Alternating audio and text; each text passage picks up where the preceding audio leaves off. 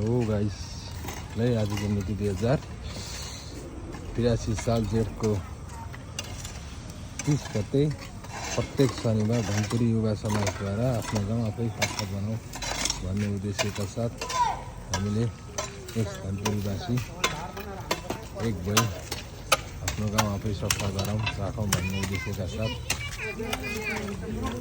यहाँ सहभागी भएर एकछिन देख्न सक्नुहुन्छ। पहिला यस्तो थियो सहभागी भएर गर्दाखेरि यस्तो भयो। यहाँको स्थानीय बुद्धिजीवी स्थानीय सम्पूर्ण सहभागी भइराख्नुपर्छ यो कार्यको लागि, राम्रो कार्यको लागि। हाम्रो जीवन सशक्त भएर लागिराख्नुपर्छ गाउँ सफा गर्नको लागि। हाम्रो सुमन दाइ हुन्छ, हाम्रो अङ्कल श्री पनि हुन्छ, एकदम उहाँको यहाँ योगदान छ होइन। हामी सबैजना मिलेर यसमा कुनै राजनीतिक धर्म जात केही छैन, सिर्फ राम्रो गर्ने उद्देश्यका साथ हामीले गरेको छौँ। यहाँको स्थानीय काफी जागरुक भएर निस्किरहनुपर्छ। अङ्कल आन्टीहरू एकदम यहाँ यो कार्यलाई साथ दिइराख्नु भएको छ।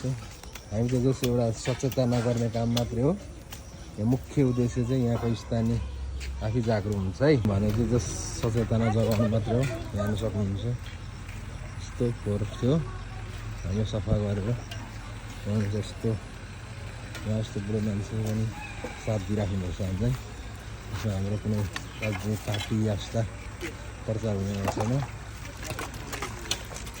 अलिकति भने पनि सबैजनाले यो कार्य देखेर आफ्नो गाउँ चाहिँ आफै सफा गर्नु होला।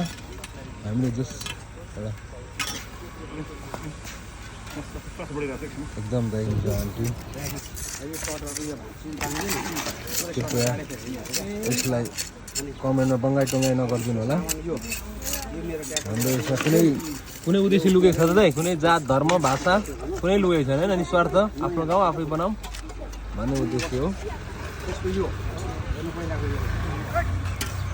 Nanti kalau kita faham itu,